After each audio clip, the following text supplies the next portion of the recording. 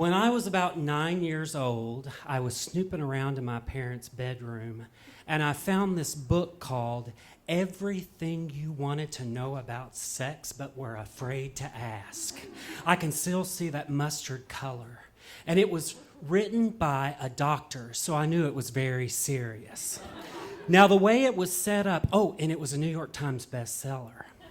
And the way it was set up is there would be a chapter with like the topic heading and then the doctor's expert opinion, and then there would be a confession by someone who engaged in this sex act.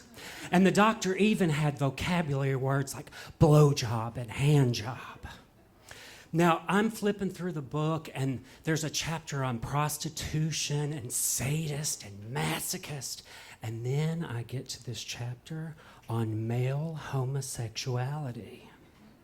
And the doctor says this is when two men have sex together.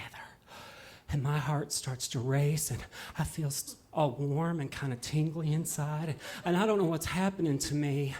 And then the doctor goes on to say that these kind of men crave anonymous sex and danger. And that they never really can have a long-term loving relationship because it's just not natural. Now, at the time, there was this great song by this woman named Bobby Gentry on the radio, The Ode to Billy Joe. And it was so mysterious. And it's about this guy who jumps off the Tallahatchie Bridge and kills himself. And you don't know why it's so mysterious. But then they do a made-for-TV movie. And Robbie Benson is Billy Joe. Oh, Robbie Benson was so cute. And he's courting this gal, and they're getting along really well. And then he goes out drinking with all these men. And then the next thing you know, he asks her to meet her up on Choctaw Ridge at night. And he's crying, and his pretty face is all wet, and those eyes are sparkling. And he tells her that he has to break up with her because he has been with a man, and his mind is sick, and it's just not natural. And then we realize why Billy Joe jumped off the Tallahatchie Bridge. Now, there were lots of bridges in my town, and even though the doctor said that those kind of people crave danger, I wasn't the dangerous type. I was afraid of heights, and besides, I thought, I'm a pretty good swimmer. So I start poking around in my parents' medicine cabinet, and my mom used to get these horrible migraines, and I found this bottle of pills, and they're fuchsia. And they're like these big horse pills, and they say, take one as needed for pain. And then it also said that it may cause drowsiness. Now, I had watched enough after-school specials to know that if I took a handful of those pills, I just might drift off to sleep and do myself and the world a favor. And then this TV show comes on, and we love TV in my family. And it was called Soap, and Billy Crystal played this gay character named Jody. Now, this was revolutionary at the time, and Jody was happy and well-adjusted, and his family loved him, and he was even falling in love with a quarterback on a professional football team. Now, I don't remember his character being transsexual, but he was willing to have a sex change so that they could get legally married.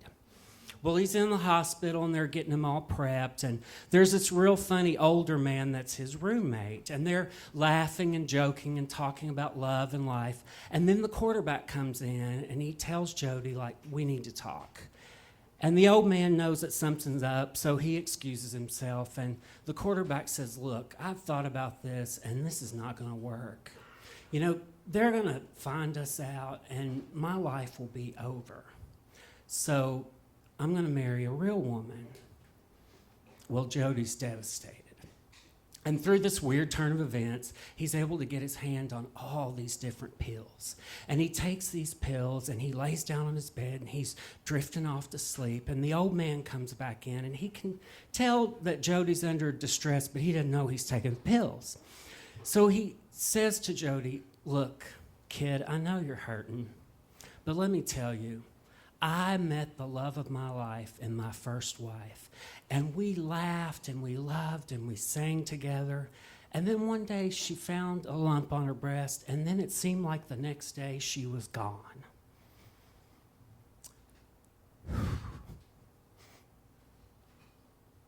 He was a good actor. I still remember him.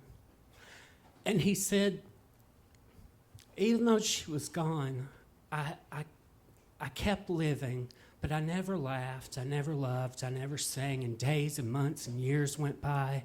And then one day I heard someone laughing, and I realized that that person was me. So he says, kid, you're going to be okay.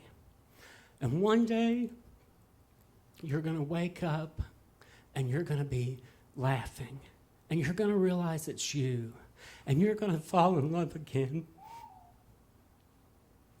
So he goes over and he sits on the bed, and this is what really got me. He touches Jody on the top of the head. And I think that gesture may have saved my life. But it also made me realize that maybe my love life could be more than a blowjob in a bowling alley bathroom, like the doctor said. Thank you.